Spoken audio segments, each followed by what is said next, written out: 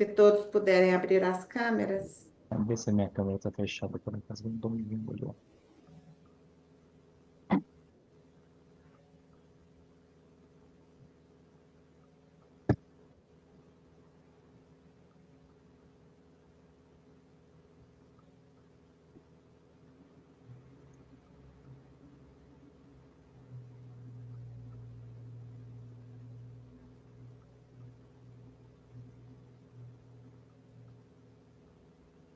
Bem, pessoal, boa noite a todos. É com grande satisfação que damos início a essa primeira live da Sociedade de Radiologia de Minas Gerais, nesse ano de 2025.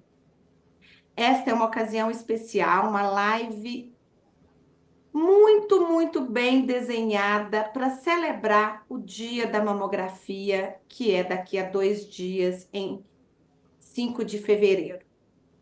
Nós, da Sociedade de Radiologia de Minas Gerais, a gente reafirma nosso compromisso com a disseminação do conhecimento, o aprimoramento da prática médica e o fortalecimento da radiologia em nosso estado. Eu sou a doutora Luciana Costa, atual diretora, atual presidente da Sociedade de Radiologia de Minas Gerais, na gestão que se inicia agora em 2025 e vai até o final de 2026.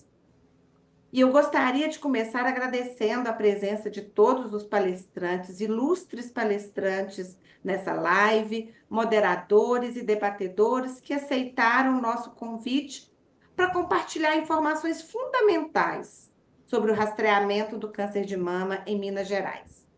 Eu também agradeço a Comissão Científica de Mama da Sociedade de Radiologia, que tem desempenhado um papel essencial na organização dos vários eventos de mama e, sobretudo, desse e na promoção de debates relevantes para a nossa especialidade. A gente inicia agora em 2025 um novo ciclo com uma diretoria nova, comprometida em expandir ações, fortalecer a representatividade dos radiologistas e impulsionar novos projetos em educação, defesa profissional e inovação na nossa especialidade. Vocês vão ver brevemente novas ações no decorrer desses próximos meses. E o nosso objetivo é crescer, engajar vocês cada vez mais, ampliar a nossa atuação, óbvio, promover eventos científicos, cursos e discussões que contribuam para o avanço da radiologia e a melhoria da assistência médica. Eu quero reforçar para vocês também que a Sociedade de Radiologia de Minas Gerais é a casa dos radiologistas mineiros. É a casa dos radiologistas e daqueles todos que atuam com imagem em Minas Gerais. E espero que a gente possa construir uma sociedade cada vez mais forte e atuante. Contamos, eu e toda a diretoria, com o apoio e participação de vocês ao longo de 2025 para que a gente possa evoluir ainda mais. Sejam todos muito bem-vindos. Um excelente webinar, uma excelente live. Passo a palavra para o nosso vice-presidente, Dr. Leonardo Queiroz. Boa noite a todos. Primeiro, é um prazer recebê-los, convidados tão ilustres para debater um tema tão importante para a radiologia, né, que é o cuidado da saúde da mulher, notadamente relativa ao câncer de mama. Agradecer a presença de todos os convidados e reforçar as palavras da doutora Luciana, que nós, da atual diretoria, estamos engajados em transformar a radiologia em Minas Gerais, fazer um trabalho novo, bem empenhado, para que a gente possa cada dia mais fortalecer tanto a especialidade quanto o trabalho de cada um dentro, do nosso estado. Eu gostaria de apresentar para vocês os nossos convidados que participarão da live, né, como apresentadores e debatedores, começando pelo Dr. Fábio Baquerete Vitor, né, é o nosso secretário estadual de saúde. Ele atua como médico do SUS desde sua graduação em 2010 pela Universidade Vale do Rio Verde, a Unincor. É pós-graduada em Gestão em Saúde, Excelência Operacional na área da saúde pelo Instituto de Ensino e Pesquisa do Hospital Israelita Albert Einstein e especialista em Radiologia e Diagnóstico por Imagem pela Santa Casa de Misericórdia de Belo Horizonte. No SUS, trabalhou por 7 anos como médico na unidade de emergência, até ser nomeado diretor do Hospital Público Júlia Kubitschek, em Belo Horizonte, e em 2019 assumiu a presidência da Fundação Hospitalar de Minas Gerais, a FEMIG, entidade responsável por 19 hospitais, além do MG Transplantes. Em março de 2021, foi convidado para assumir a Secretaria de Estado de Saúde de Minas Gerais, posição que ocupa até o presente momento. Em 2022, assumiu como vice-presidente no Conselho Nacional de Secretários de Saúde, se tornando presidente em abril de 2023, posição que ocupa até o momento. Teremos também o Dr. Frederico José Amedê Pereira, diretor-presidente da Unimed BH, ginecologista e obstetra, mestre em medicina pela UFMG e pós-graduado em gestão de sistemas de saúde pela FGV e liderança corporativa pela Fundação Dom Cabral, Universidade Católica de Lisboa e Universidade de St. Gallen e Trinity College of Dublin. Teremos também Flávia Adriana dos Reis Silva. Flávia é tecnóloga em radiologia, possui mestrado em Ciências e Tecnologia das Radiações, professora universitária, especialista em Políticas e Gestão da Saúde na Secretaria de Estado da Saúde de Minas Gerais e auditora interna ISO 9001. Teremos também a doutora Cibele Alves de Carvalho, graduada em Medicina pela UFMG, fez residência médica em Clínica Médica na Santa Casa de Belo Horizonte, onde também fez sua especialização em Radiologia e Diagnóstico por Imagem, é membro titular do Colégio Brasileiro de Radiologia, possui MBA pela Fundação Getúlio Vargas em Gestão de Clínicas e Serviços de Saúde, é atual conselheira do CRM-MG e do CFM, radiologista da Clínica Scanner e diretora administrativa técnica da Clínica Scanner, e nossa atual diretora de defesa profissional da Sociedade de Radiologia. Teremos também a senhora Maria Luísa de Oliveira, administradora, presidente voluntária da Associação Pérolas de Minas, que atua na prevenção e acolhimento de mulheres em tratamento do câncer de mama. Agradeço a todos a disposição em participar dessa live, acrescentar com suas informações, e passo a palavra para a doutora Ivy Braga, que foi a idealizadora deste webinar. Boa noite a todos, né? Obrigada pela presença de todos que estão aqui hoje. E antes de passar a palavra para o Dr. Fábio, eu queria só contextualizar por que eu e Luciana estávamos conversando desde o final do ano sobre este webinar. Isso aconteceu depois do relatório do SUS, que foi liberado no final de 2024, que mostrou que mesmo apesar de todos os esforços da comunidade médica, do setor público, do setor privado, das entidades de pacientes, a nossa mortalidade por câncer de mama não vem reduzindo nos últimos 20 anos. E a gente ainda tem 40% de diagnósticos avançados, mesmo no nosso estado, que tem um resultado melhor do que muitos outros estados. Então, é um problema de todos nós, não é um problema só dos gestores. A gente precisa conversar em todas as instâncias e encarar esse problema por vários prismas. E por isso que a gente idealizou esse webinar aqui hoje. E eu queria convidar para começar falando para a gente o Dr. Fábio Baccheretti, que vai nos apresentar os dados do setor público. Seja bem-vindo, Fábio, e obrigado por aceitar nosso convite. Ei, Ive, obrigado. Não sei se a minha internet está falhando, porque eu estou aqui na cidade administrativa. Se tiver, vocês me desculpem, um pouco de paciência, mas, Ive, é um prazer estar aqui com vocês. Obrigado pelo convite. A Luciana também, que ficou surpresa que existia radiologistas na Secretaria de Saúde, né? Ela ficou surpresa quando ficou sabendo. E aí a gente conversou. Léo, meu amigo, que nós já conversamos várias vezes. Flávia, que trabalha aqui pertinho. Bom te ver, Cibele, que nós sempre estivemos juntos aí durante sua presidência do CRM, Maria Luísa, e a todos que nos veem agora. Todos estão vendo o compartilhamento de tela? Sim? Ok. Ô, gente, o que eu tentei fazer muito rápido a minha apresentação para a gente poder ter um pouco mais de tempo depois para conversar. mas por coincidência, não coincidência, né? Talvez por eu saber um pouquinho do dia a dia nosso, né? Dentro da rotina da mamografia, nós temos um objetivo estratégico, né?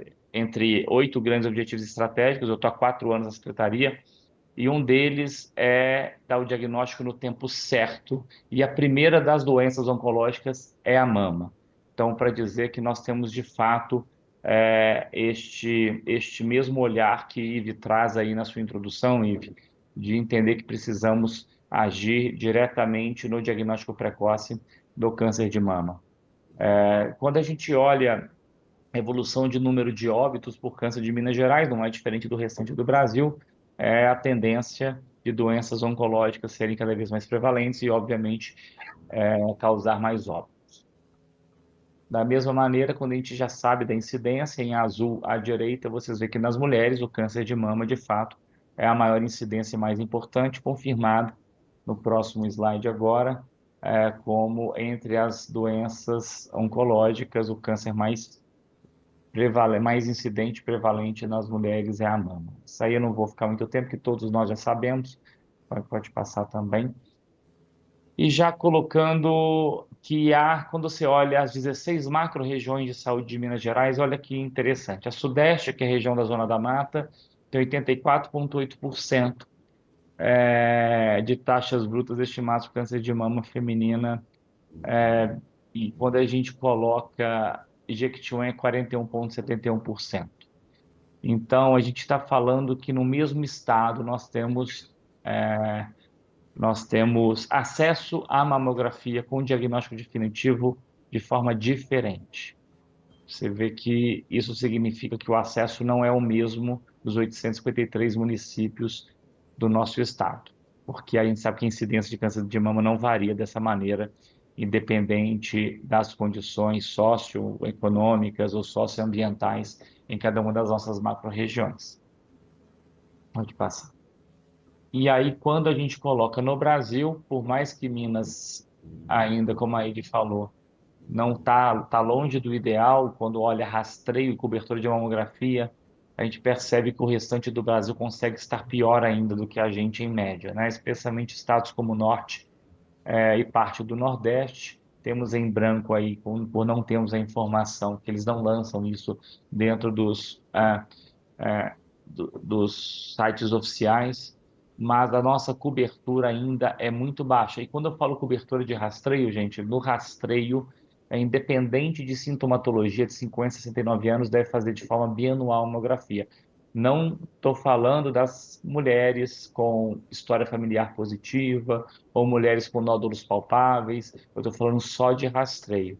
Ou seja, nós temos uma cobertura muito baixa de rastreio nessa população definida como público-alvo de 50 a 69 anos. É importante até dizer, dentro das discussões recentes que nós vimos aí vinculada à ANS, isso é um público de rastreio, independente do que tiver de sintoma, tem que fazer.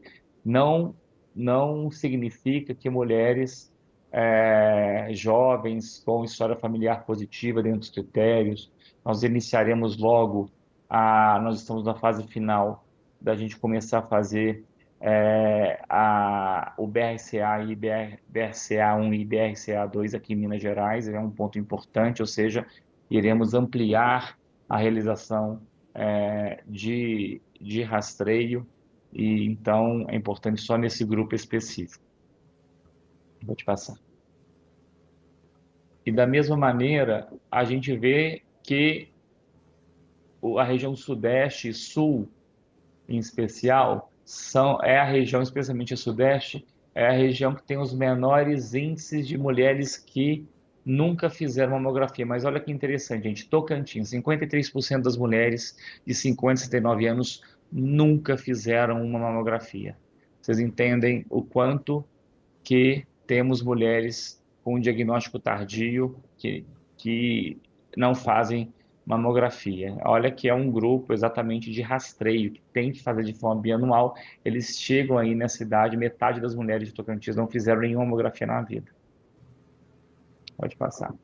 Então, diante disso tudo que eu estou falando, não é à toa que apenas 28% dos diagnósticos de câncer de mama em 19 e 26,5% em 22 são in situ ou Isso significa que o diagnóstico precoce, que pode ser cirurgicamente curativo, é ainda muito pequeno, no estado de Minas Gerais, não diferente no restante do país. Isso nos faz dizer que nós temos dois grandes problemas: acesso à mamografia, que é um grande problema, e o segundo grande problema, diagnóstico definitivo de câncer de mama. Esses são os dois pontos que nós resolvemos atacar dentro do nosso programa. Pode passar. O nosso programa, que é chamado de cuidar na hora certa. Que olha só, a cirurgia a gente tem com os pacientes que tem um diagnóstico que é cirúrgico, olha só que depois do anatomopatológico a gente consegue cumprir a lei dos 30 dias na cirurgia. Geralmente a quimioterapia e a radioterapia são etapas, tirando a neoadjuvância, são feitos em segundo momento, não é? Mas a cirurgia, olha como o nosso problema é muito menos após o anatopatológico, no cumprimento dos 30 dias, e muito mais no diagnóstico definitivo. Porque nós conseguimos sim cumprir, na maioria das vezes, o tempo de 30 dias do diagnóstico definitivo e o tratamento. Por isso, o nosso foco, né, isso é muito a minha visão da experiência junto com vocês, que o nosso problema de mamografia ser realizada é um problema, mas o nosso maior problema é a fragmentação da rede. Diferente do que o Fred vai poder falar daqui a pouco para vocês, uma mulher que tem plano de saúde, ela fez a mamografia via alterada, ela consegue, ela mesma, ela marca uma consulta com o mastologista, esse mastologista já me indica para fazer uma core-biópsia, por exemplo, ela faz a core-biópsia, vem um resultado e ela já inicia o seu tratamento. O grande problema do Sistema Único de Saúde é um problema, gente, não por falta de gestão. Diferente, para vocês entenderem. O valor que o país investe em saúde é um pouco mais de 9% do PIB, é muito alto, altíssimo, níveis de país desenvolvido. Quando a gente separa o SUS do privado, a gente vê que mais de 5% é no privado, mais de 5%, quase 6%, e pouco mais de 3%, 3,5% é de fato no SUS. Nós temos pouco recurso para muito paciente.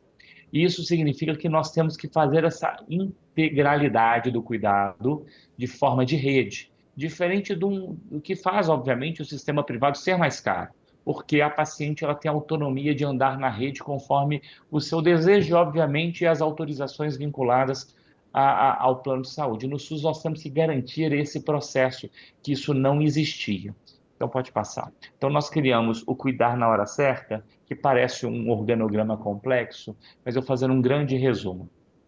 Nós, primeiro ponto, todos os indicadores vinculados à APS, à Atenção Primária à Saúde, que a gente paga parte do recurso, colocamos primeiros indicadores de realização de mamografia. Então, nós atrelamos recursos da atenção primária de promoção, prevenção à saúde, nós colocamos desde lá este valor. Então, um valor que nós historicamente já repassávamos cerca de 500 milhões de reais por ano às equipes de saúde da família. Mais do que isso, nós resolvemos criar, então, dentro dessa linha de cuidado, alguns pontos cruciais. Nós colocamos que a partir de 50% de realização de mamografias do público de rastreio de 50 a 69 anos, se bater a meta de pelo menos 50% de forma gradativa até 100%, nós vamos pagando mais, até pagar o dobro por mamografia. Isso para o município sede. Então, se ele recebe hoje R$ 45 do Estado, ele chega a receber R$ 90 do Estado, se ele simplesmente garantir cobertura de mamografia das mulheres de 50 a 69 anos. Já a primeira bonificação ao município. Este é um ponto super relevante, mas nós temos que garantir a core-biópsia, o diagnóstico definitivo, temos que garantir a consulta com o especialista, tudo isso, e nós colocamos mais uma bonificação. A bonificação, se o anátomo patológico for realizado até 60 dias do laudo da mamografia, em 60 dias, a gente paga um valor de R$ 550 a mais. Isso significa que, com incentivo financeiro, a gente consegue incentivar aos hospitais que, de fato, fazem a core-biópsia, que eles o façam junto com o município, né, o município sede do serviço de atenção especializada, em tempo oportuno. Porque a gente sabe que este tempo, hoje, é o maior gargalo entre a mamografia e o diagnóstico definitivo. Que após o diagnóstico definitivo, como nós vimos o número, o tratamento ele vai ocorrendo de forma mais automática. Os UNACONs e CACONs, os hospitais habilitados de oncologia, eles já têm uma dinâmica de mais rapidez a primeira consulta e começar o tratamento definitivo. Mas nós também temos, em um dos eixos, o profissional navegador, que ele fica no hospital, no serviço de diagnóstico, no NACON e no CACON, do serviço de especialidades, que ele faz a busca ativa. No momento que se olha que existe uma mulher, por exemplo, com a mamografia BIRADS 4, ele faz a busca ativa dessa mulher e já fala: sua primeira consulta está marcada conosco, para que ela já faça tanto a consulta com o especialista, como a core-biópsia é agendada. Isso são os pontos que é o primeiro passo. E nós estamos envelopando este modelo para passar depois para outros cânceres, como de próstata, como colo uterino. Mas a expectativa nossa é que a gente faça todo esse processo da paciente caminhar na nossa rede sem precisar ir de novo no posto de saúde. Ela sempre ande para frente, de forma automática. Resultado, deu um resultado suspeito, ele já vai para a próxima etapa com a consulta com o especialista. Se ele já tem indicação de biópsia, ele já recebe uma marcação da biópsia, ela já é marcada para fazer o procedimento. A informação vai para a paciente e a informação vai para o posto de saúde, que é a coordenadora do cuidado. Então, nós vamos fazer isso de forma sistematizada, com o próximo passo de saúde digital que nós estamos colocando, garantindo essa integralidade. E vale dizer que tudo isso que nós estamos fazendo, e a Flávia está aí conosco, nós temos um grande controle de qualidade das nossas mamografias. A Cibele sabe bem o que é isso aqui também.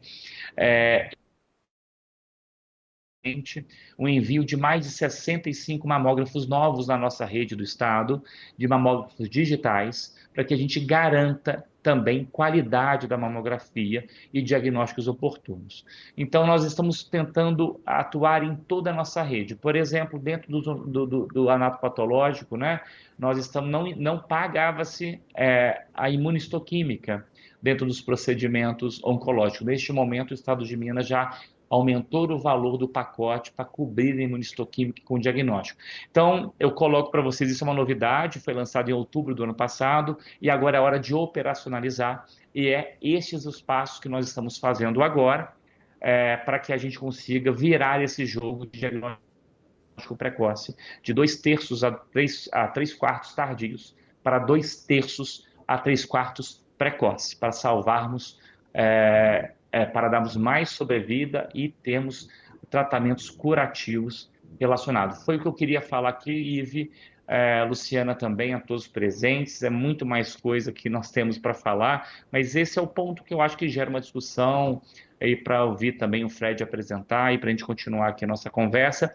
É um prazer estar com vocês. Muito obrigado pela oportunidade. Fábio, nós que agradecemos, muito interessante conhecer quais são as ações, né? Eu acho que muito parte da sobrevivência de radiologista.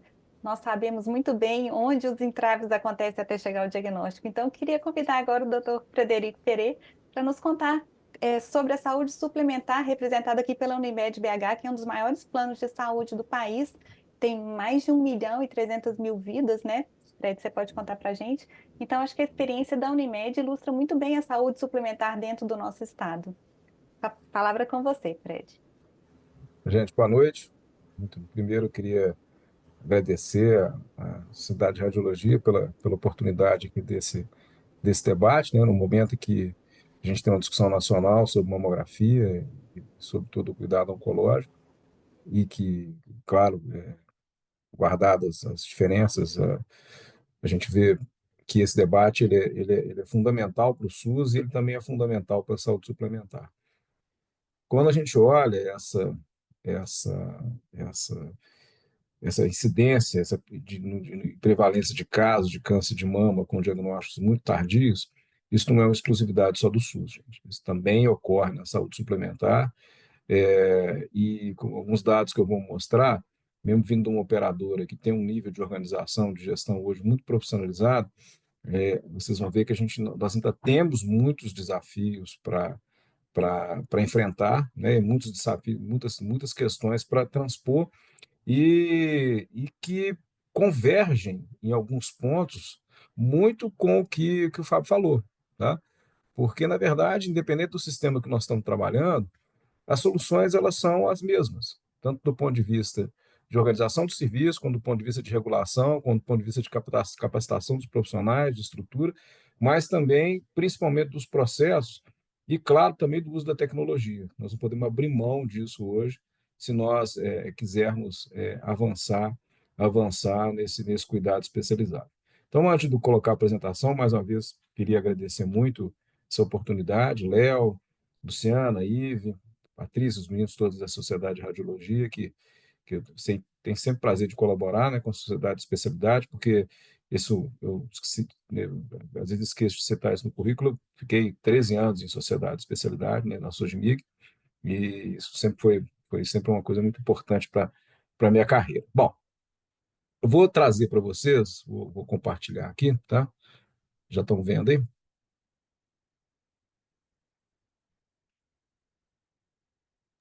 Ainda não, Compartilhou? Fred. Ainda não, Não? Fred. Tá, deixa eu jogar aqui de novo.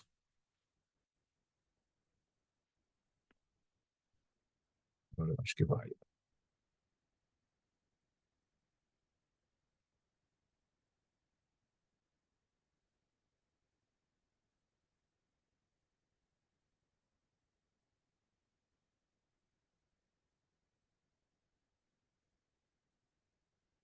Entrou?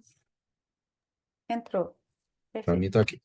Bom, então nós vamos falar um pouquinho sobre mamografia e câncer de mama. Vou trazer alguns dados de um estudo que nós fizemos há algum tempo, ele é recente, e ele nos trouxe alguns insights importantes para que nós pudéssemos traçar e confirmar alguns dados que nós vínhamos aí suspeitando e recebendo de feedbacks de toda a nossa rede, e também para propor algumas mudanças de algumas ações já planejadas, como que nós temos nos organizado do ponto de vista desse cuidado. É importante lembrar, assim, a MBH ela tem aí hoje 1,5 milhão de clientes, né? E esses clientes eles estão, a sua maioria estão distribuídos aqui nos 34 municípios próximos a Belo Horizonte, mas nós temos também um contingente significativo de clientes que estão no interior do estado, né? De carteiras que são aí carteiras que têm uma, uma capilaridade no estado todo de Minas Gerais, mas que o maior contingente de vidas estão aqui na nossa região e, portanto, são clientes que estão na nossa responsabilidade, tanto direta quanto indireta. Então, alguns pontos que nós vamos ver que isso não está dividido nesse perfil, mas alguns dados aqui podem inferir aí que pelo menos 10 a 15% são pacientes que também estão no interior do estado e não somente aqui na região metropolitana de Belo Horizonte, né? E a nossa carteira, ela tem um perfil epidemiológico hoje muito bem determinado, tanto do ponto de vista de faixa etária, né? Nós temos uma carteira que é predominantemente jovem, abaixo dos 40 anos, pelo perfil, né, de clientes empresariais, que corresponde a 85% dos clientes que nós cuidamos, mas temos ainda um contingente muito significativo de mulheres que estão na faixa etária elegível para rastreamento e de maior prevalência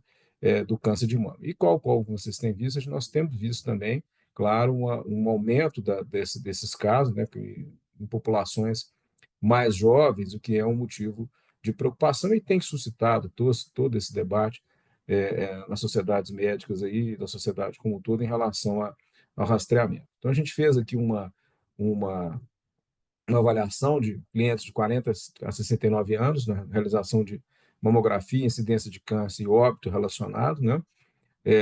Nós identificamos aqui um período de 4 anos, foi 2020 a 2024, como é que foi o comportamento, o perfil, e como é que foi o segmento não, mas como foi o follow-on dessas mulheres, né?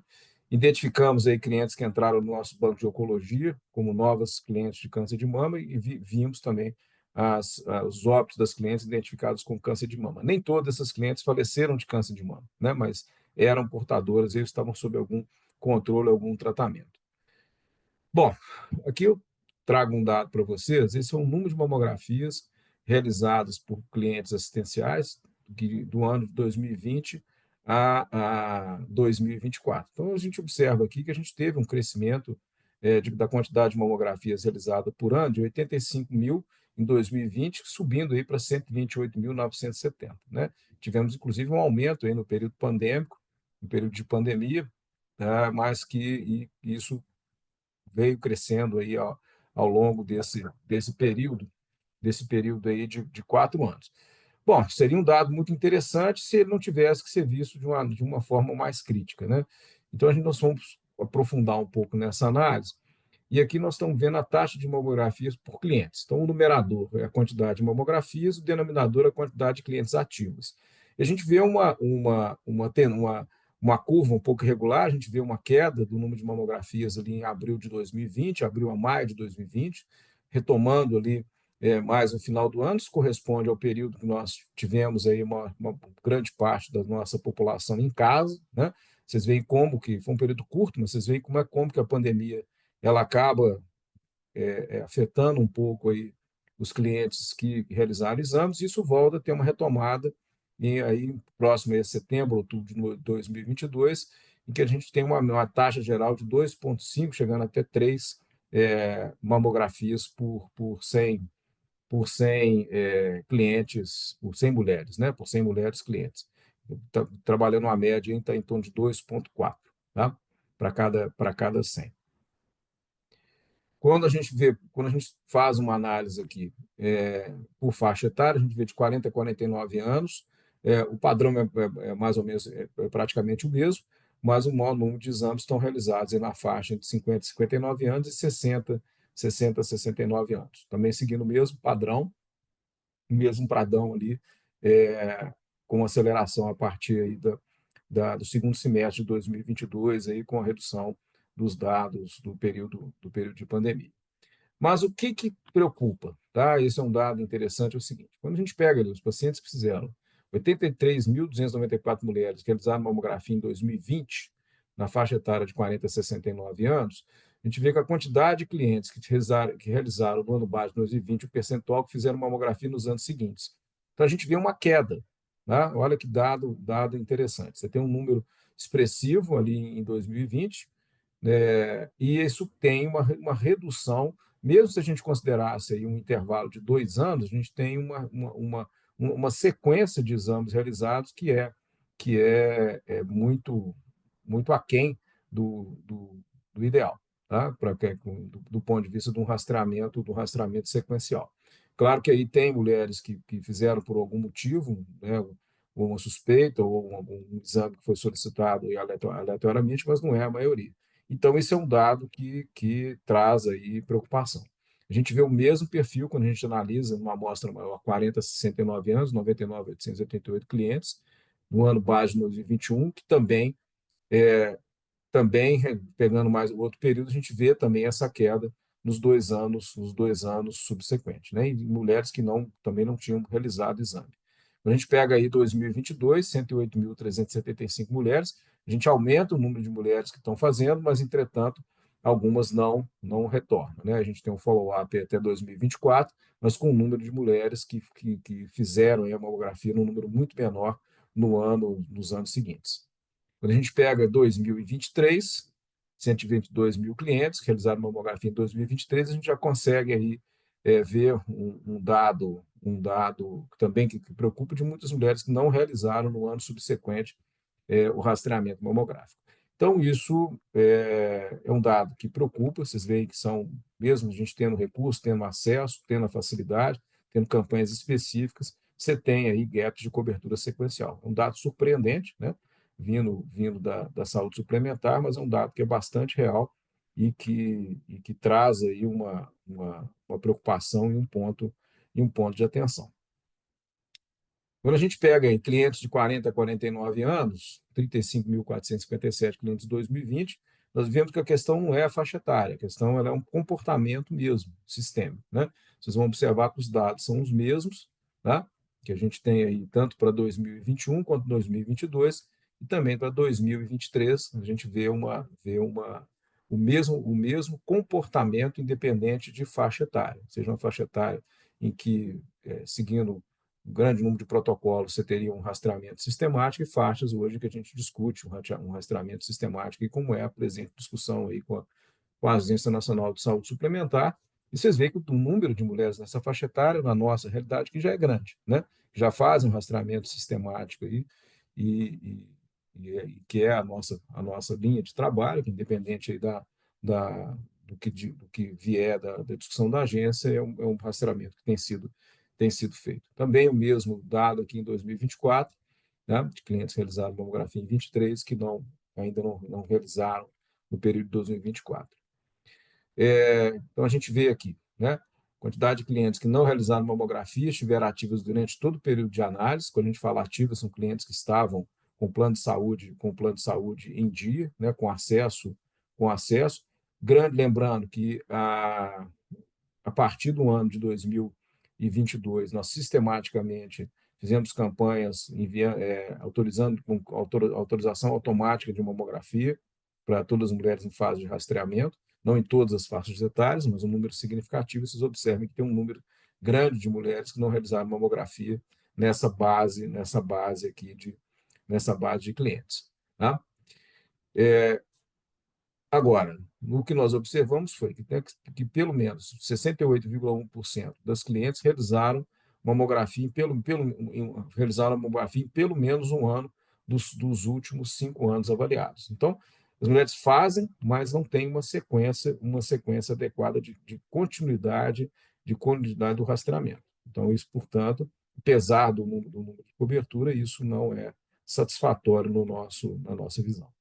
Quando a gente olha os dados de câncer de mama, a incidência de câncer de mama em clientes, né, que são dados de novos diagnósticos para cada 1.000 mulheres, a incidência de clientes do sexo feminino com idade de 40 a 69 anos, também é uma visão aí de 4 anos, que foram identificadas com câncer de mama. Então, quais foram os pontos de identificação? Os clientes que já estavam em tratamento antineoplásico e as clientes com equipamento ambulatorial nas clínicas oncológicas, aquelas que tiveram CID de DRG para câncer de mama. E a gente vê um aumento do número de casos aqui, acompanhando, inclusive, se vocês observarem, a gente vê uma sobreposição da curva a partir do momento que a gente trouxe mais oportunidade de rastreamento, nós também tivemos mais diagnósticos, né? A admissão aqui no período da pandemia, até o final dela aqui em fase, né, que a gente já vinha retomando, e aí tem uma aceleração aqui disso também.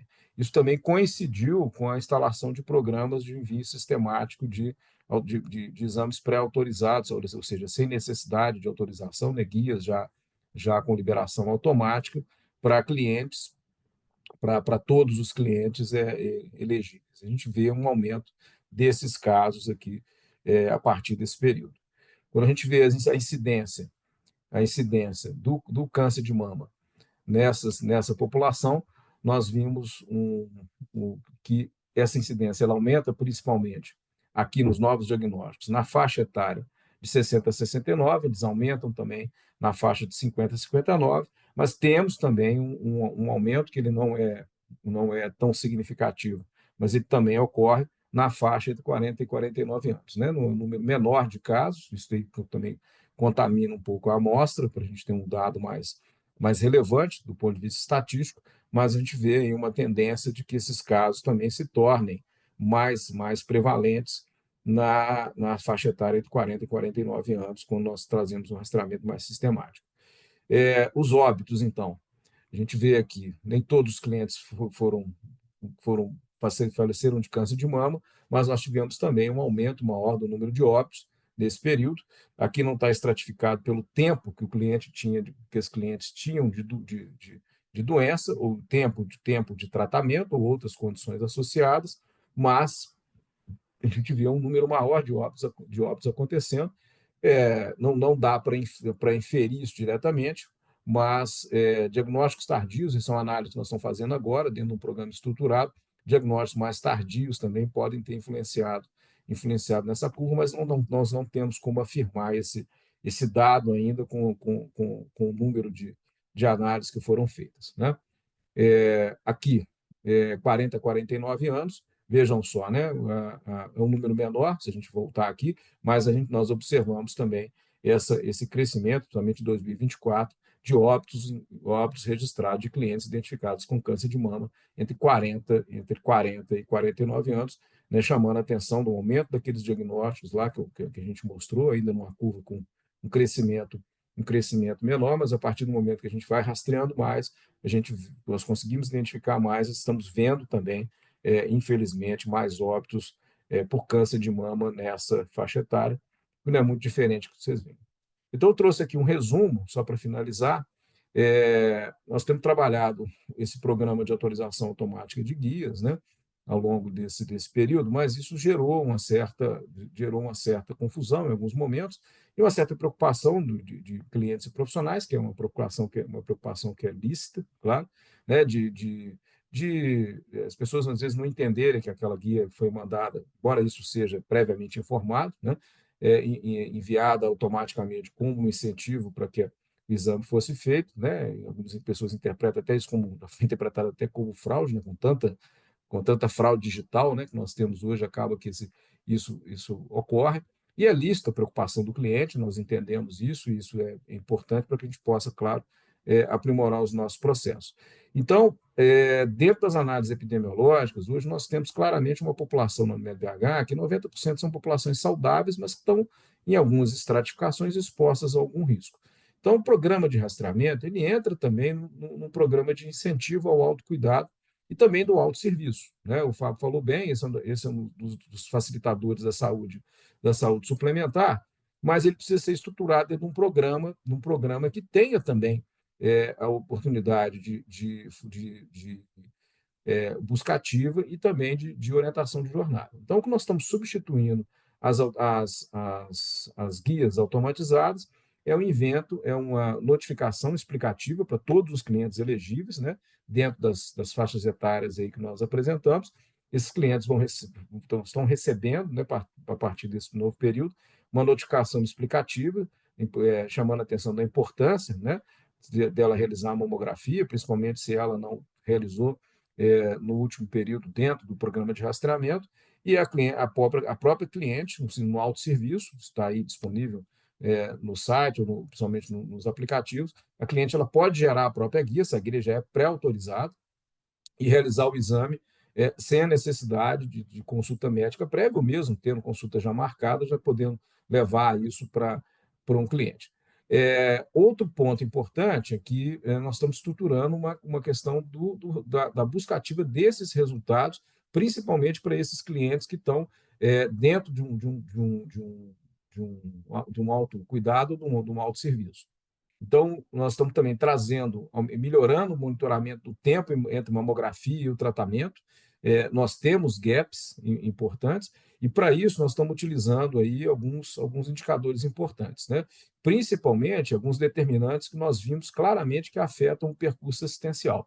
Muitas vezes o tipo de contratação, o tipo de produto que o cliente tenha, né? O tipo de rede ao qual ele tá ali disponibilizado, e também uma ferramenta que nós desenvolvemos aqui com a análise de inteligência artificial, que é o Índice de Vulnerabilidade Social da Unimed-BH. O IVS ele é um índice que ele geolocaliza os clientes e a distribuição da nossa carteira de clientes e faz análises do ponto de vista de vulnerabilidade social, principalmente exposição a áreas de risco, condições socioeconômicas e outros indicadores econômicos que mostram para nós, dentro de uma pontuação específica, que aquele cliente ele está sujeito a uma vulnerabilidade social maior e, portanto, mais sujeito a resultados adversos, quando a gente leva em consideração várias condições de saúde, agudas ou crônicas. E esse tem sido um exercício muito interessante, porque nós estamos começando a determinar um outro tipo de cuidado, que é também baseado na vulnerabilidade social, e também agora a vulnerabilidade climática, mas já é um outro projeto, para que a gente possa estruturar melhor a jornada desses clientes. E essa jornada dos pacientes oncológicos, né, não é também só para o câncer de mama, o Fábio já falou sobre isso no SUS, e é o que nós temos feito também, né, que é incluir mais a navegação de percurso dessas clientes, tá? E elas estão dentro do grande projeto de cuidado integrado, hoje já com várias linhas já de tratamento em relação à saúde do idoso, doença mental, pacientes oncológicos, gestantes e portadores de doenças crônicas mais graves, que para que possamos não só, né, ampliar a oportunidade de rastreamento de uma forma bem sistematizada, né, mas podendo sim seguir, notificar, né, sempre com muito cuidado no trato com as pessoas, mas também colocar esses clientes dentro de um percurso assistencial que seja mais eficiente, porque sim, apesar de todos os recursos, nós ainda temos gaps de rastreamento, ainda temos gaps de início de tratamento, e, claro, isso afeta o prognóstico. Então, portanto, a responsabilidade dos dados não é só do sistema público, ele também é da saúde suplementar, né? E como cooperativa médica, como o sétimo princípio cooperativista de cuidado com a sociedade, nós, além de melhorar os nossos processos, a busca também de interconexões com o sistema público, né, que a nossa cooperativa possa sempre compartilhar processos e trabalhar junto, né, claro, com todas as suas responsabilidades legais. Isso para nós também é uma estratégia muito importante para que, né, tal qual junto com vocês, das sociedades médicas e da sociedade em geral, a gente possa aprimorar os nossos serviços e possamos oferecer um cuidado de qualidade, porque ainda temos desafios, como nós dois buscamos colocar aqui, enormes, para que a gente possa trazer uma qualidade melhor desse cuidado para as mulheres. Obrigado, fico à disposição de vocês aí para a gente conversar mais. Excelente, Fred. E é muito interessante ver a fala de vocês dois, um depois do outro. Na verdade, os pontos de melhora são os mesmos. Rede fragmentada, melhorar o percurso da paciente, mas as dificuldades de cada sistema é diferente. O Fábio sabe direitinho onde está a vulnerabilidade social e a preocupação dele é com a cobertura. Você, Frederico, traz para a gente que a cobertura já é uma coisa que no primeiro momento é bem feita, mas a paciente se perde no percurso, então precisa da informação. E a qualidade do sistema assistencial é muito importante. E essa qualidade, a gente das entidades médicas trabalha muito no CBR, nos programas de qualificação do laudo médico, e a Flávia trabalha isso muito na Secretaria de Saúde, na Vigilância Sanitária, e vai trazer isso para a gente, né? A qualidade assistencial em termos de tecnologia de mamografia, de distribuição dos mamógrafos no nosso estado, de qualidade dos mamógrafos no nosso estado. Então, queria trazer a Flávia aqui para falar para a gente sobre isso. Seja bem-vinda, Flávia. Obrigada aí por aceitar nosso convite. Ok, boa noite a todos. A minha apresentação estão vendo? Tá ok? Ok. Tá ok. Então, boa noite.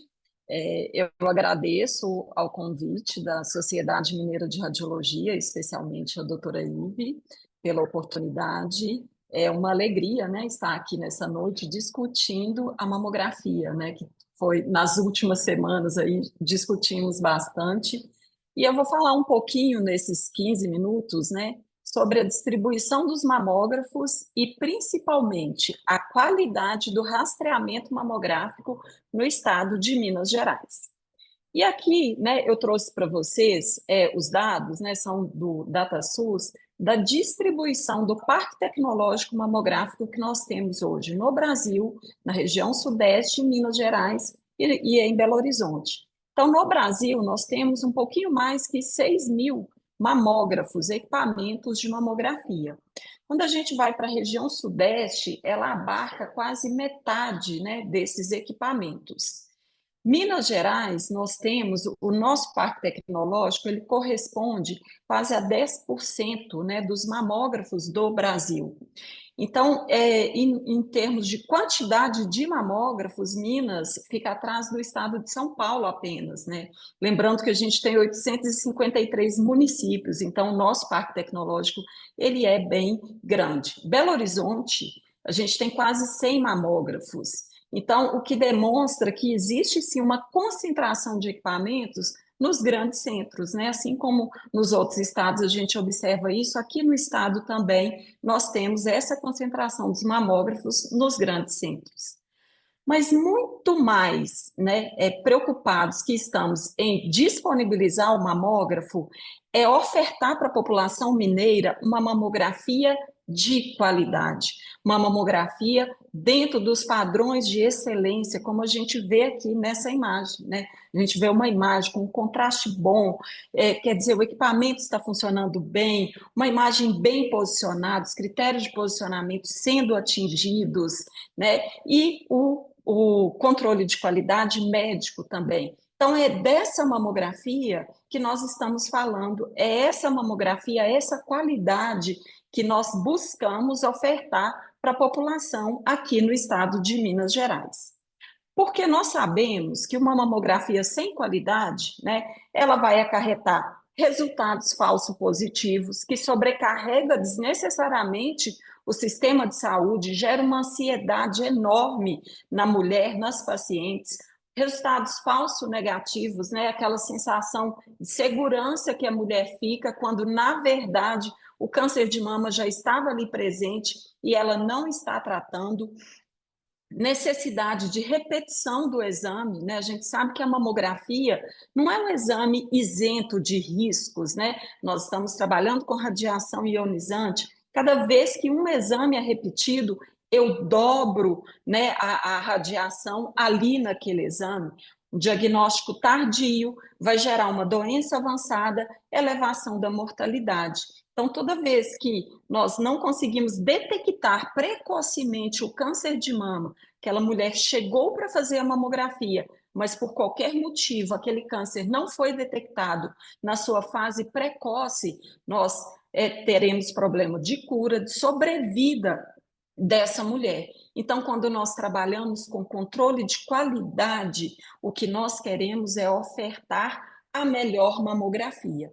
E para que isso aconteça, né, nós temos no exame de mamografia 3 eixos fundamentais que vão garantir a qualidade e a segurança deste exame, que é o eixo equipamento, posicionamento e o eixo laudo, que nós chamamos de controle de qualidade técnico quando se refere ao equipamento, controle de qualidade clínico quando é do posicionamento e o controle de qualidade médico. Então, o nosso olhar o tempo todo na execução do exame de mamografia, nós temos que controlar esses 3 eixos. Não é fácil de fazer isso, mas é possível e eu vou mostrar para vocês que a gente tem avançado nessa mamografia, rumo a essa mamografia de qualidade.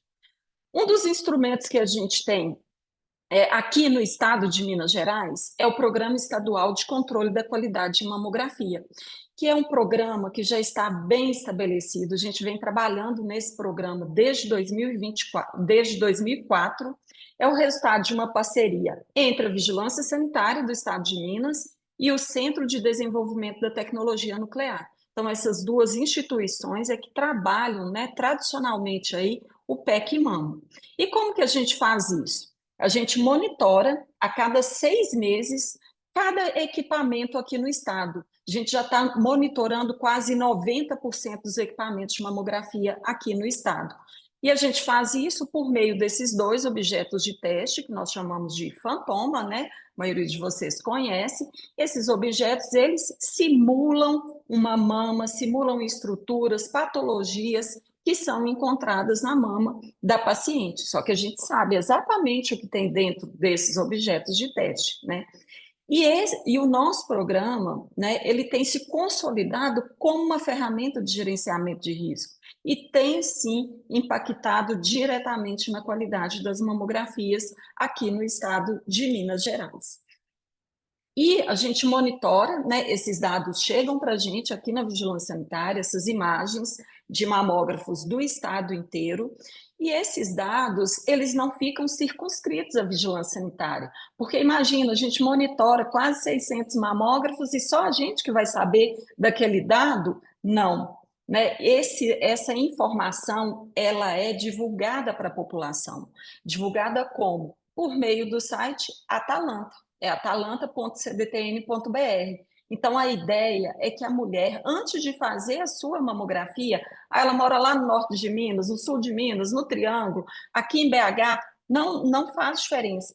Entra nesse site e procura lá. Será que aquele serviço que ela vai fazer a mamografia dela foi avaliada, a vigilância avaliou se tem uma qualidade mínima para fazer aquele exame, porque a mamografia, se ela não for um exame de qualidade, a coisa mais fácil que tem vai ser o quê? Perder o câncer de mama, né? A gente sabe o quanto que são sutis as estruturas. Então, o sistema, o mamógrafo, ele precisa ser capaz de detectar esse câncer de mama numa fase inicial. Aqui nós temos um resultado, né, de uma série histórica do PEC-MAMO de 2017 a 2023. Essa primeira linha rosa aí são de imagens aprovadas. Então, o que a gente observa? Que teve um aumento, né, ao longo aí dos anos das imagens aprovadas, das imagens de fantoma que chegaram para a gente e que passaram a ter uma qualidade mínima. Em contrapartida, a gente vê essa linha azul aí, que é imagens reprovadas, uma linha, né, que está caindo o número de imagens reprovadas. Isso retrata um cuidado já com o serviço na manutenção do seu equipamento, né? Esse equipamento, ele já está fornecendo imagens com uma qualidade melhor. Outra ação aqui do governo de Minas foi a modernização do Parque Tecnológico, que o Fábio falou, né, na palestra dele, na fala dele. Então, em 2023, saiu uma resolução da Secretaria de Saúde destinando mais de 1.200.000 para 62 serviços públicos modernizarem os equipamentos. Então, nós ainda temos, né, gente, equipamentos analógicos num percentual bem pequeno, mas o que aconteceu na migração da tecnologia analógica para digital? Os CRs, que conhecemos bem, né? Então, os equipamentos CRs, a gente sabe, né, que tem uma certa deficiência quando aconteceu essa migração, né? Aumentou um pouco a dose, diminuiu a resolução. Então, esses equipamentos de serviço público, né, a grande maioria tinham equipamentos CRs, hoje eles têm equipamentos DR, equipamentos modernos utilizados nos melhores centros de mamografia do Brasil e do mundo, né? Então, é assim, uma alegria enorme que essa ação saiu do papel. Então, eu coloquei aqui que foram 50, já tem 50% de mamógrafos adquiridos, a gente já deve estar aí nos 70% dos serviços, né, que estão adquirindo já essa tecnologia, a melhor tecnologia para o paciente do SUS. Só que mineiro, né, gente, ele é caladinho assim, mas a gente pensa nas coisas. Quando nós pensamos nessa resolução, não são 3 eixos para garantir a qualidade da mamografia? Opa, então vamos trabalhar o segundo eixo, que é o controle de qualidade clínico, o do posicionamento.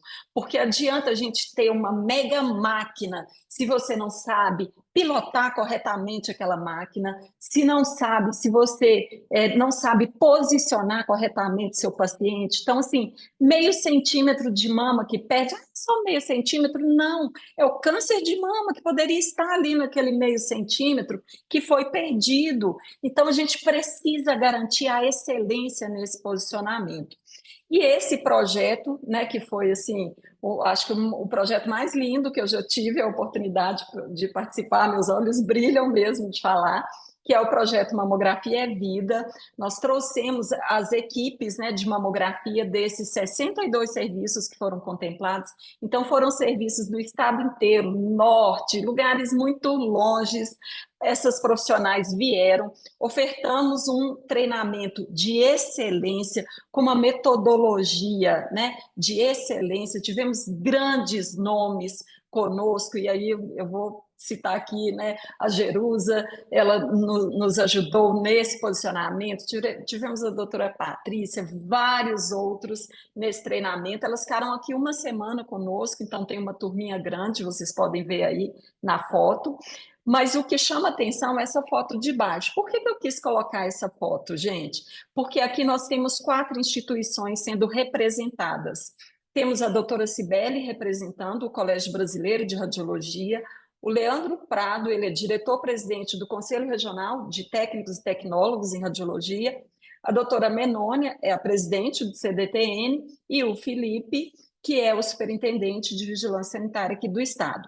Esse treinamento só aconteceu porque essas instituições se uniram.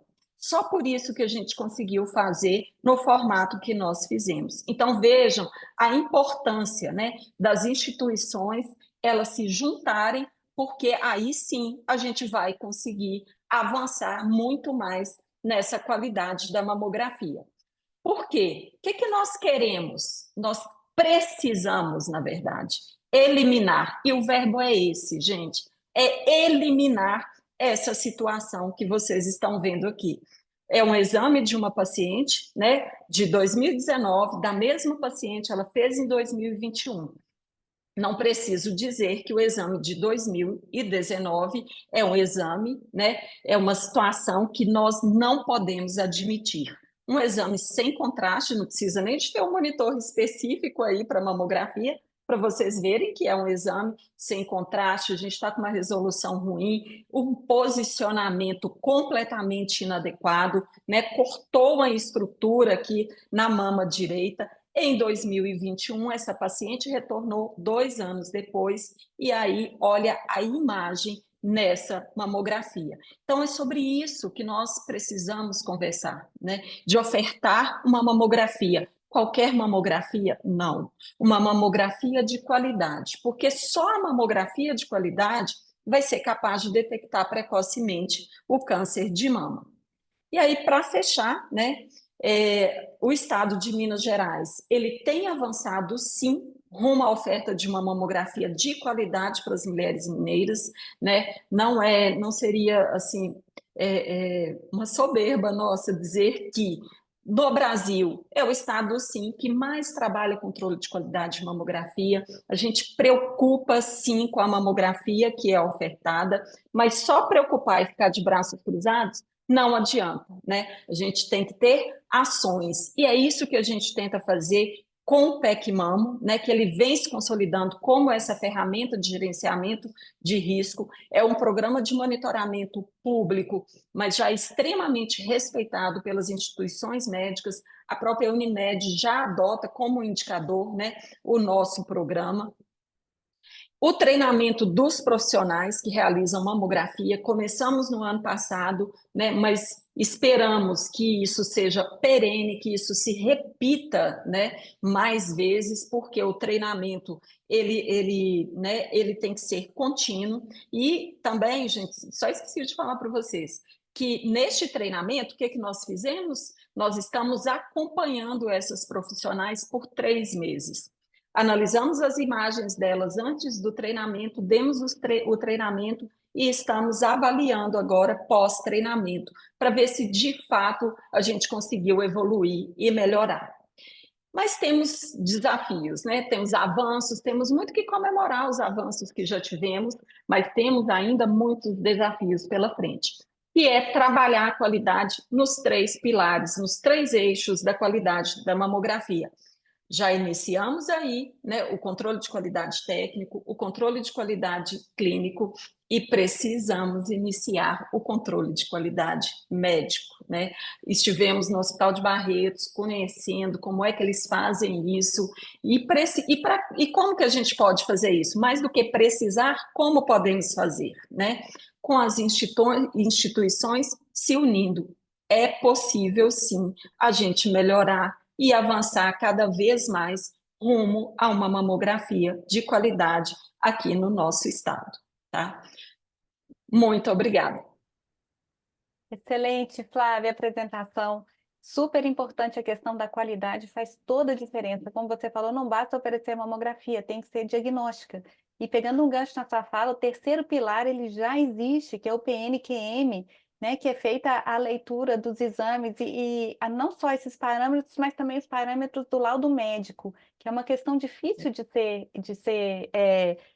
se medir a qualidade, e hoje talvez seja o que mais impacta a qualidade da mamografia hoje. Então, existe o PNQM, que é um programa público, existe o programa de selos, existe o PAD do Colégio Brasileiro de Radiologia. Então, é importante as sociedades médicas também darem as mãos, né, nesse momento, porque o terceiro pilar vai ser com a gente. Então, a gente tem que trabalhar realmente junto. E eu queria convidar a minha colega da Comissão Científica da Sociedade Mineira, que é a Patrícia Martins, que vai conduzir a discussão e vai chamar nossos próximos convidados, junto com a Adriene e com a Paula, que são nossas outras duas colegas. Então, Patrícia, agora passa a palavra para você. Obrigada, Ive. Primeiramente, eu gostaria de agradecer o convite da Ive, da Luciana, para fazer parte da comissão científica da Sociedade Mineira de Radiologia. É uma oportunidade muito aprendizado para mim estar ao lado aí dessas estrelas da radiologia e ao lado da Paula e da Adriene também. Muito obrigada. E eu fico muito feliz de estrear, né, comemorando o Dia Nacional da Mamografia, com convidados tão ilustres, e parabenizá-los pelas apresentações, né? Acho que deu para dar um panorama do cenário do câncer de mama, do rastreamento mamográfico hoje no setor público, privado e a qualidade. Né? A Flávia, que já é uma parceira antiga nessa luta pela qualidade, né, Flávia? E fico muito feliz com os resultados que ela apresentou, com a evolução.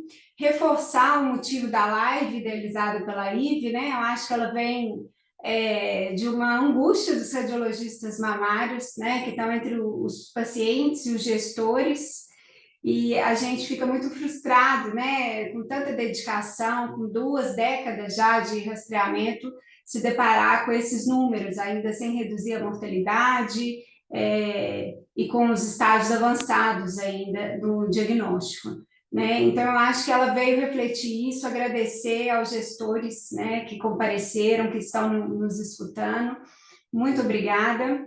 E pelas exposições, eu acho que tanto a do Dr. Fábio quanto a do Dr. Frederico, ficou claro aí a importância do tempo, né, que os dois estão priorizando, né, esse tempo em todo o processo, desde o diagnóstico ao tratamento. Então, isso aí tem sido uma prioridade.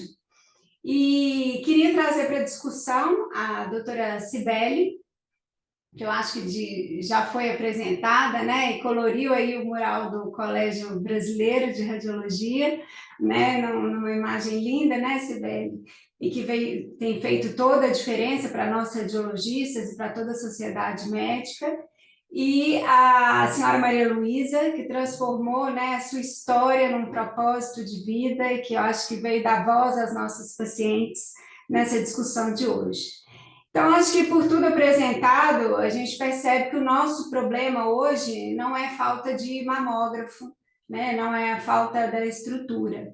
Os pacientes não estão comparecendo para fazer os exames de rastreamento. Então, são os desafios desse acesso a mamografia. Eu queria saber a visão de cada um, né, nos seus prismas diferentes, nos seus diferentes ângulos, por que as pacientes não estão indo fazer os exames de rastreamento, se ainda é falta de informação, se é a dificuldade, né, geográfica, dificuldade no acesso. Para cada um de vocês, qual que é o motivo disso ainda estar acontecendo?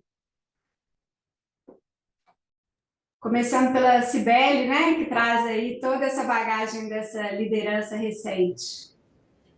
Bom, vamos lá. Primeiro agradecer, eu acho que é uma live muito bem planejada pela Ive, porque o objetivo nosso aqui é justamente falar sobre o rastreamento do câncer de mama, seja ele no SUS, seja na saúde suplementar.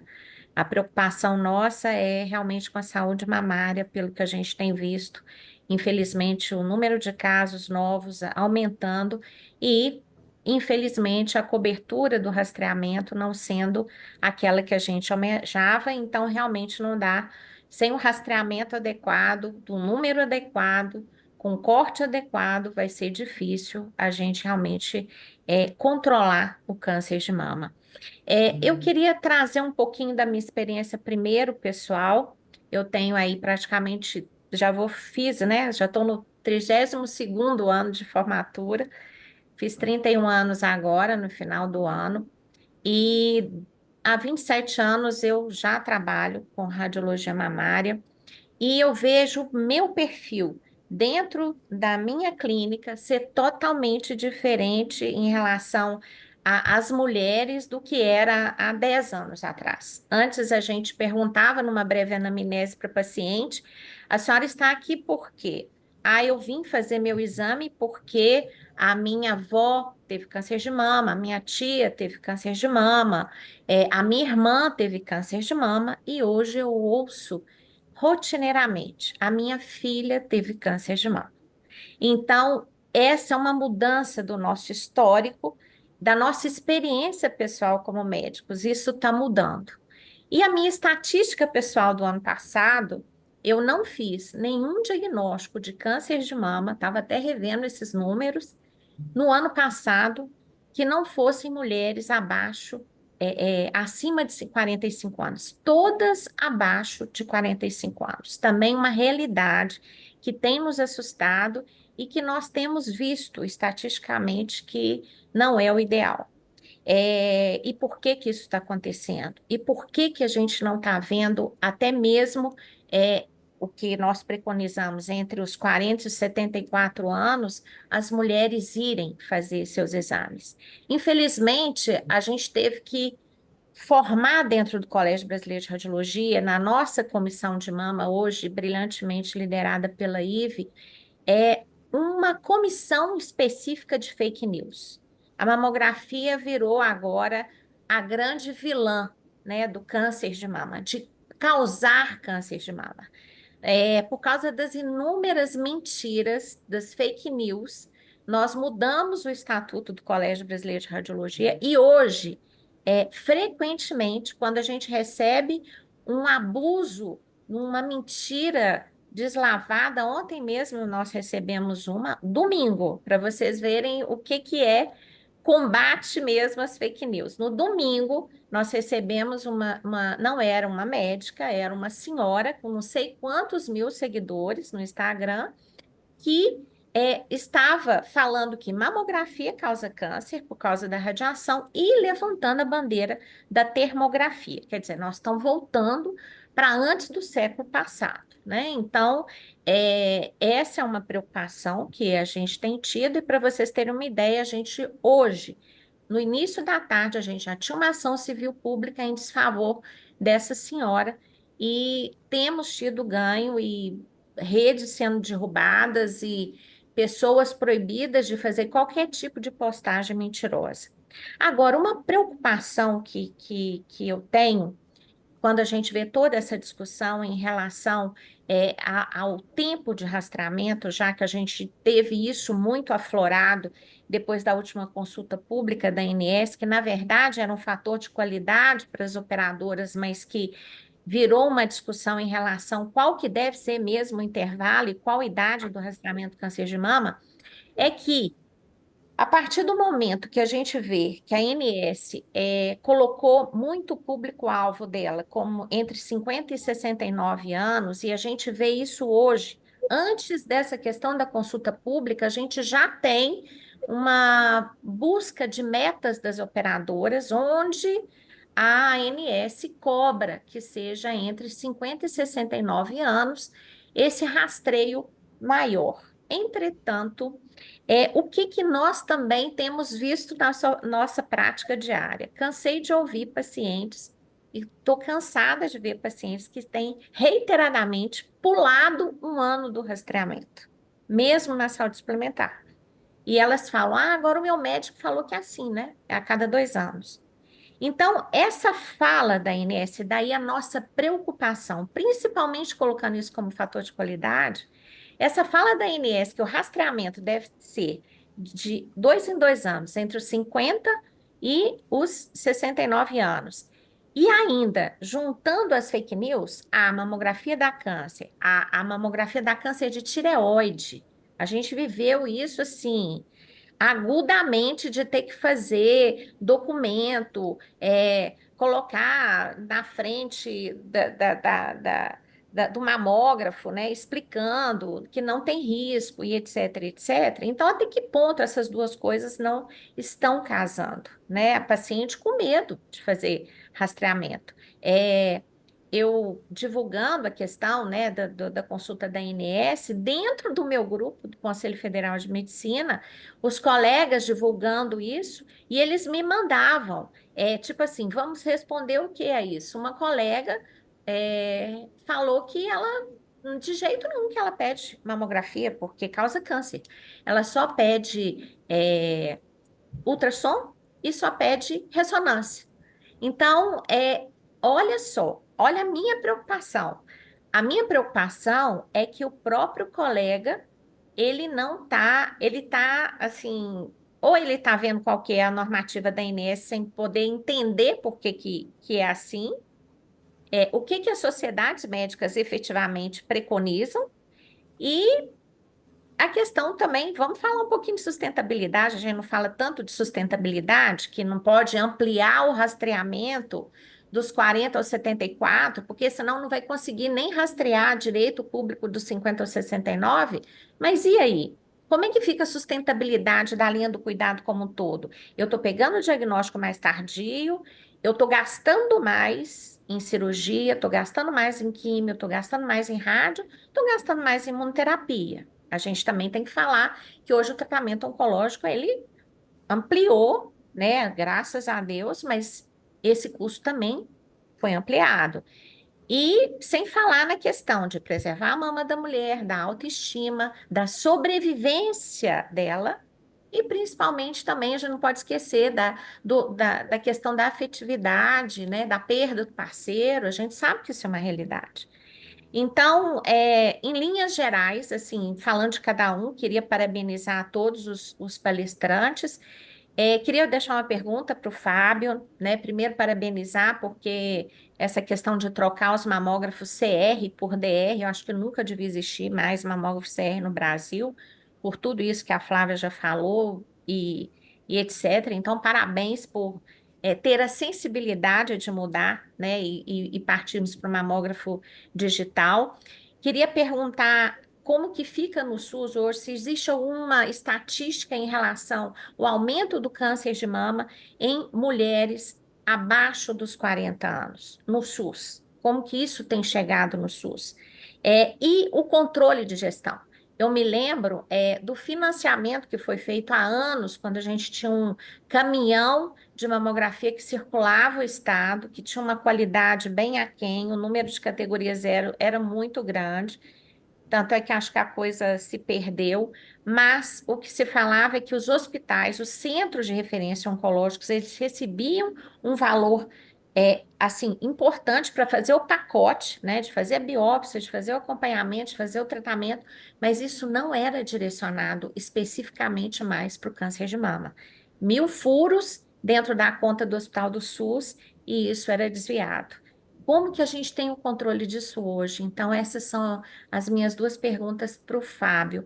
E em relação à saúde suplementar, Frederico, parabéns.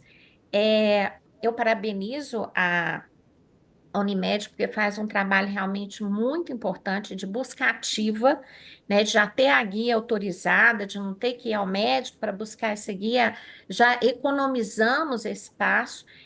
Outra coisa que eu queria entender, e a minha pergunta, se no rol da ANS está coberto dos 40 aos 74 anos, por que a gente está falando 40 a 69 e a questão, por exemplo, de Unimedes do interior, que muitas vezes elas não autorizam os exames entre 40 e 50 anos de mamografia, e a Unimed BH, parabenizo novamente, ela cobre essas mamografias, mas se no rol está garantido, por que a gente ainda tem essa negativa? Que é uma outra discussão que a gente leva para dentro da ANS, principalmente na autogestão.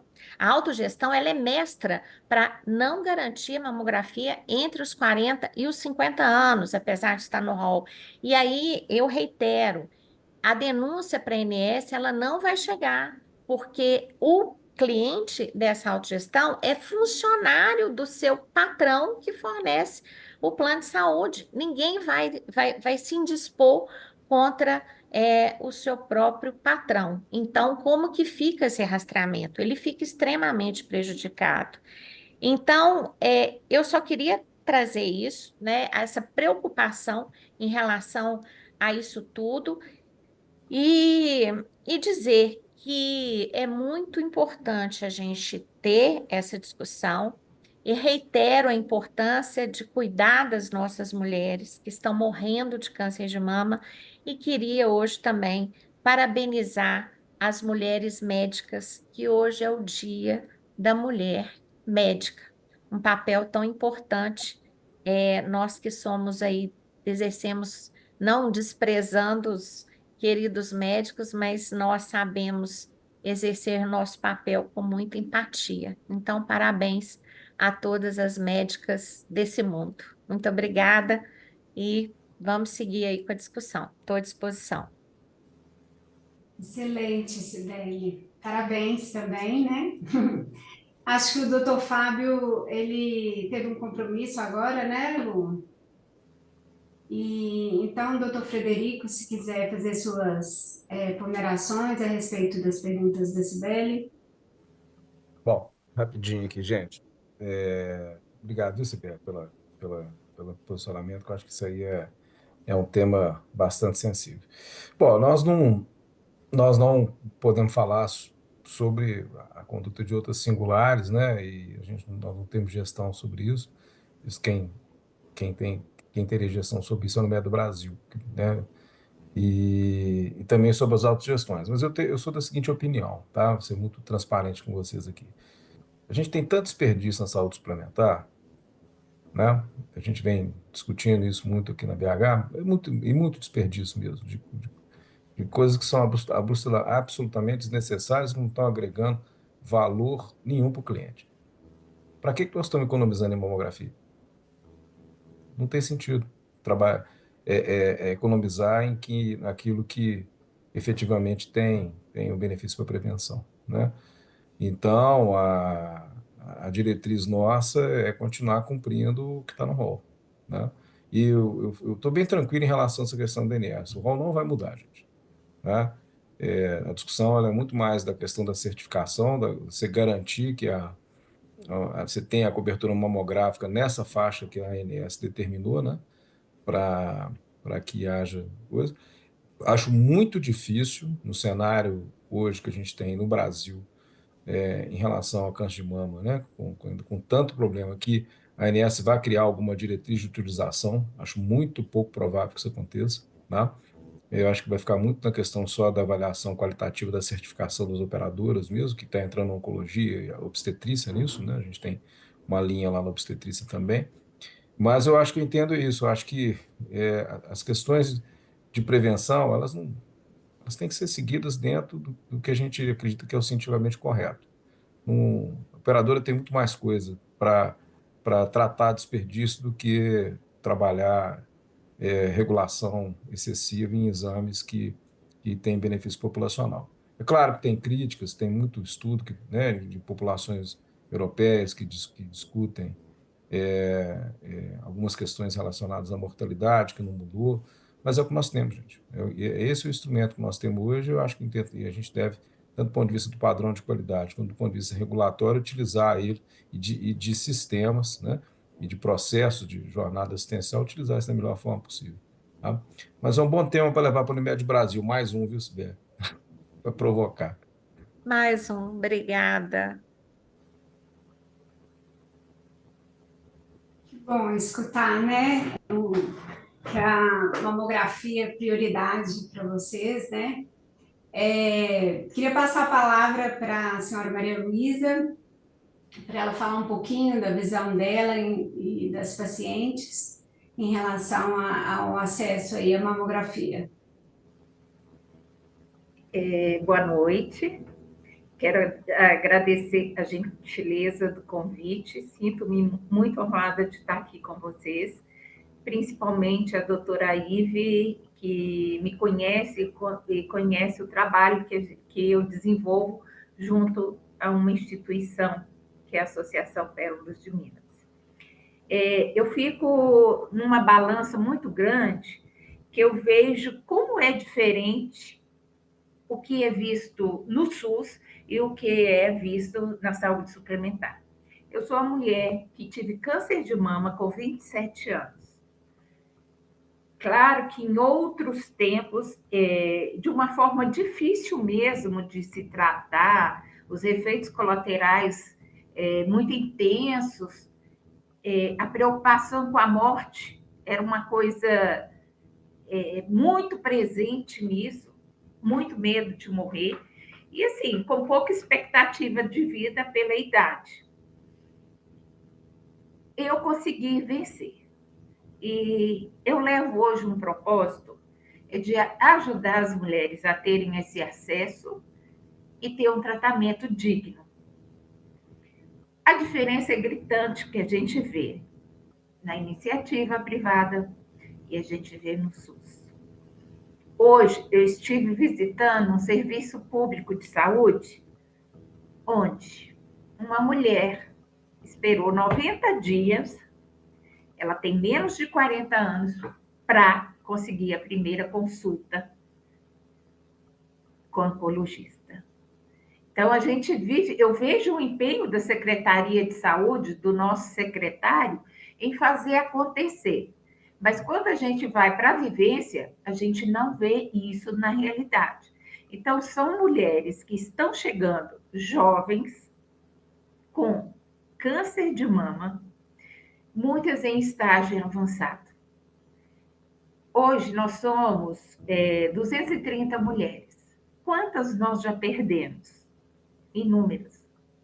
Né? Daquele mundo que eu vivo, dessas 230 mulheres que participam da associação. Quantas já perderam? Muitas mães de família, muitas mulheres jovens que deixaram filhos pequenos. E a nossa preocupação ao receber o diagnóstico é: eu vou viver para cuidar do meu filho? Nosso medo é: eu vou viver para cuidar do meu filho? E agora? Isso mesmo, doutor Leonardo. E agora? A gente não sabe o que vai fazer. A gente tem muito medo. E esse medo, muitas vezes, transforma também em falta de informação, que às vezes a gente não tem uma informação segura, clara, né? Vocês imaginam, Belo Horizonte recebe mulheres para tratamento de câncer de mama do estado inteiro. Hoje eu conheci uma mulher que veio da Bahia, que vai fazer tratamento em Minas. Eu quis questionar como, mas eu não me senti no direito de fazer isso. E é o direito dela tratar. Então, um estado muito grande. Você vê que nós tivemos a oportunidade de ser escolhida pelo Colégio Brasileiro de Radiologia para distribuir mamografias. Gente, as coisas que nós ouvimos foi: o que é isso? Que exame é esse? Eu não quero fazer esse exame da câncer. Eu não quero saber se eu tenho um câncer. Você prefere morrer, sofrer dor, porque no final você vai sentir muita dor se você não tratar? Eu não quero nem saber.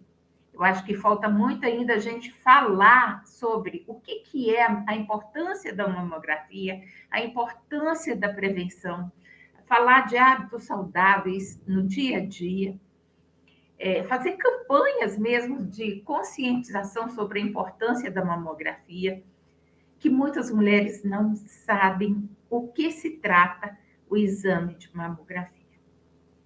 Muitas acham, né, repetindo aqui, que a mamografia causa câncer.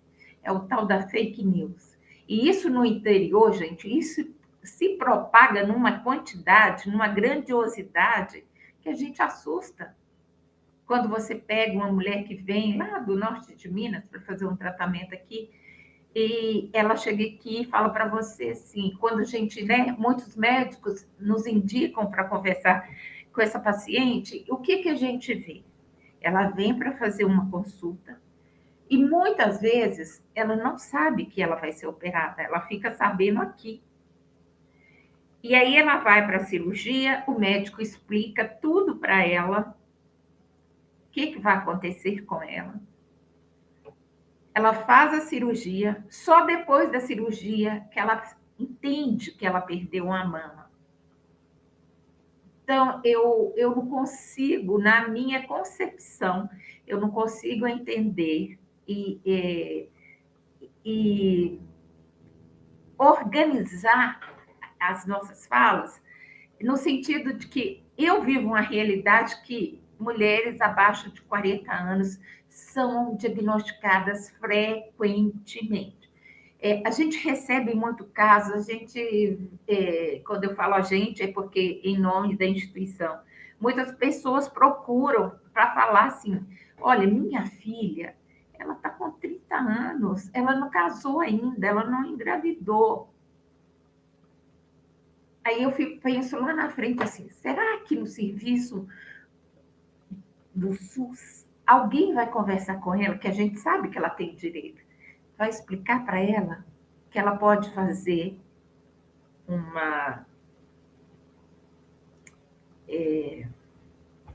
uma prevenção para ela, que ela que elas possam depois ter filhos, né? Fazer aí a CRIO, né? Me faltou o nome aqui agora.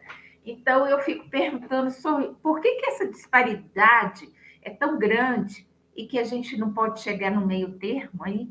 O estado de Minas Gerais, ele teve 8 anos onde uma paciente, uma mulher que tivesse 40 anos, ela podia chegar numa unidade de saúde e pedir para fazer mamografia.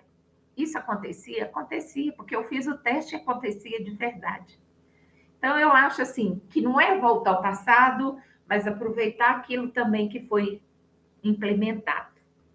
E eu quero dar voz a essas mulheres jovens que querem ser mães, querem casar, querem ter suas famílias, mas que muitas vezes, por um diagnóstico tardio, ela não tem essa chance. E aí? Nós acabamos com a vida dela? Como que ela vai viver? Isso é certo? O que nós podemos fazer para mudar isso? Nós estamos aqui reunidos para isso, né? Para levantar forte. Então, eu conto muito com a ajuda de vocês para que a gente possa fazer isso. E parabéns a vocês, mulheres médicas, pelo dia de vocês. Eu imagino que a luta de vocês não foi e nem será fácil também. Então, que juntas nós podíamos unir forças, né? Para poder levar isso para as nossas parceiras, nossas mulheres que estão aqui ouvindo e que depois vão ver essa live e pensar assim, tem alguém lutando pela gente. Eu estou aqui para lutar por elas. Então, eu gostaria muito que o secretário tivesse um olhar para essas mulheres, ver o que pode ser feito para as mulheres com 40 anos. Muito obrigada. Muito obrigada, excelente. Posso interromper, Patrícia? Claro. Posso ter uma consideração para a senhora Maria Luísa?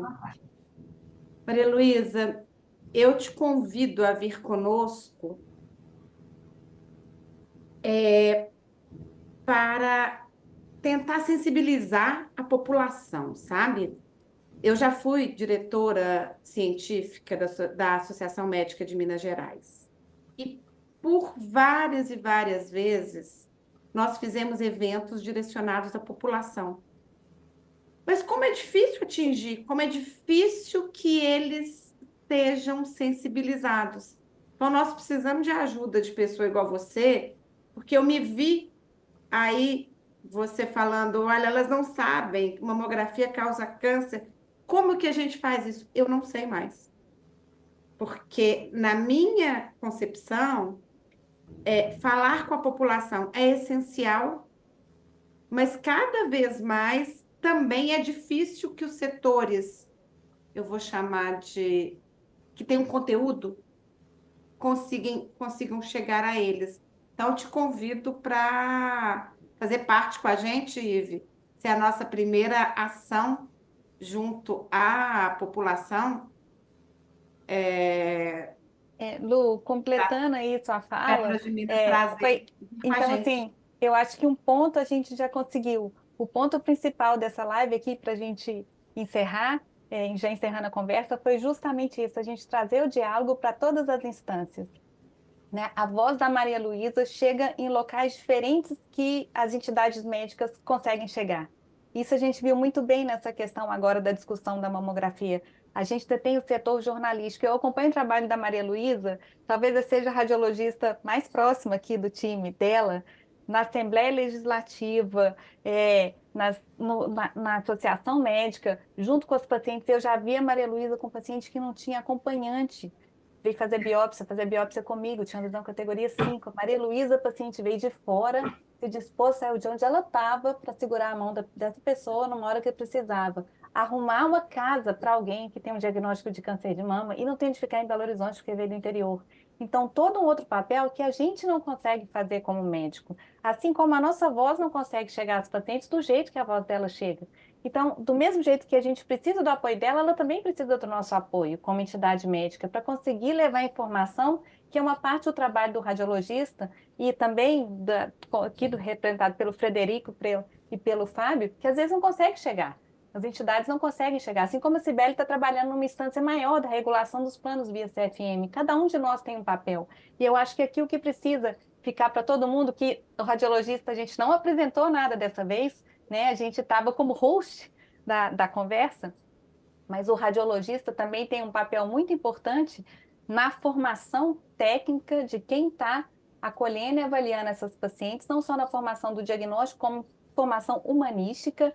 A gente consegue ajudar na qualidade dos exames e a gente consegue ajudar na conduta, que é uma questão que normalmente o radiologista mamário sabe muito bem o que tem que fazer. A gente tem qualificação para isso dada pela nossa entidade, que é o CBR, e a gente coloca uma categoria 4, uma categoria 5 no laudo e precisa de ir para outro médico para poder fazer essa biópsia. Isso é um atraso diagnóstico, às vezes, de 1 mês na vida da paciente, principalmente no SUS.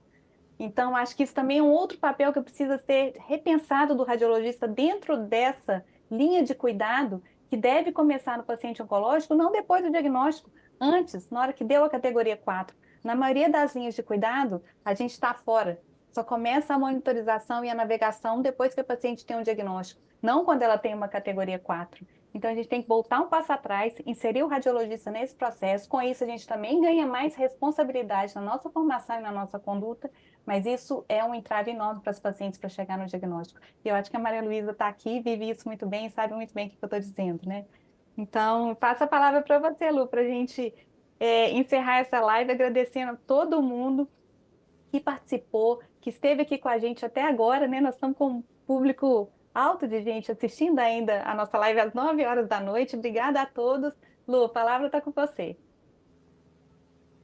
Bem, pessoal, fico super emocionada de termos uma live onde eu acho que a gente conseguiu o nosso objetivo, que é trazer a discussão de um tema tão importante com pessoas que estão em posições extremamente importantes. Talvez a da Maria Luísa é a mais importante, tá, Maria Luísa? Sensibilizar a população do que a gente faz e do que nós queremos para os nossos pacientes, que é um diagnóstico precoce e um tratamento curativo, é muito importante. E a Sociedade de Radiologia de Minas Gerais agradece a todos vocês que estiveram conosco.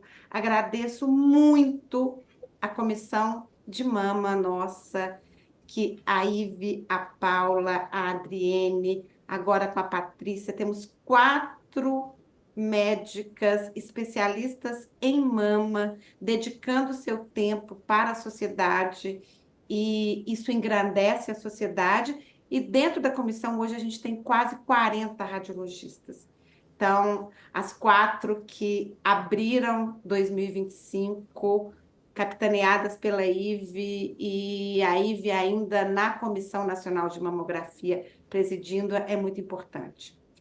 Eu queria muito agradecer ao Frederico. Frederico, é extremamente importante a sua presença aqui para nos mostrar os dados da saúde suplementar e, principalmente, onde é que estão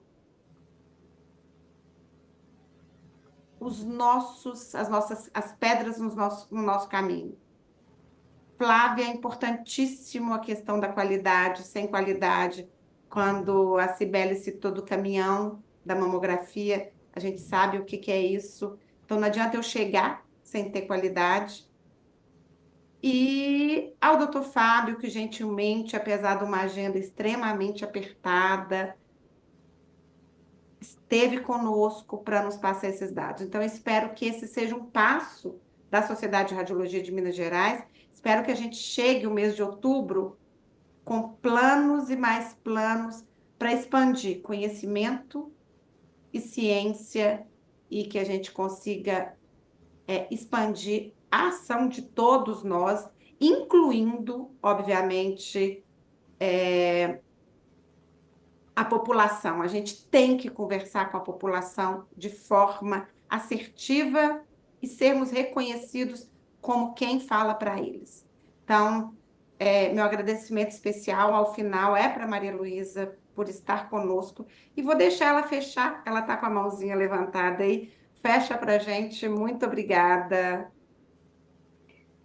Olha, gente, para mim é uma honra estar participando com vocês.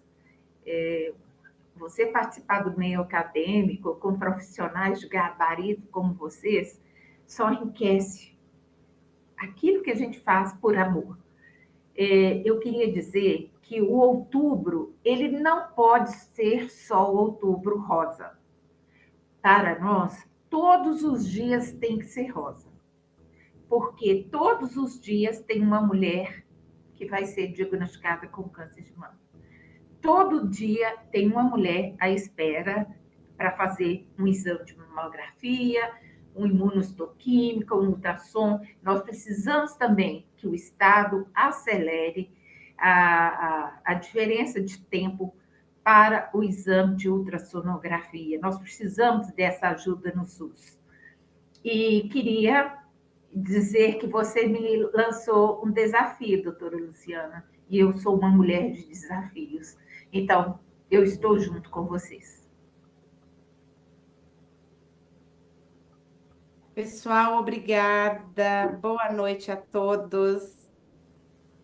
Boa noite. Muitíssimo Boa obrigada. noite. Boa Boa noite. noite. Boa Abraço a noite, todos. gente. Boa Não noite a esqueçam de todos. responder a uma Boa noite enquete a que eu todos. coloquei aí para os participantes. Muito Muitíssimo obrigada. obrigado. Obrigada. Obrigada. Obrigada.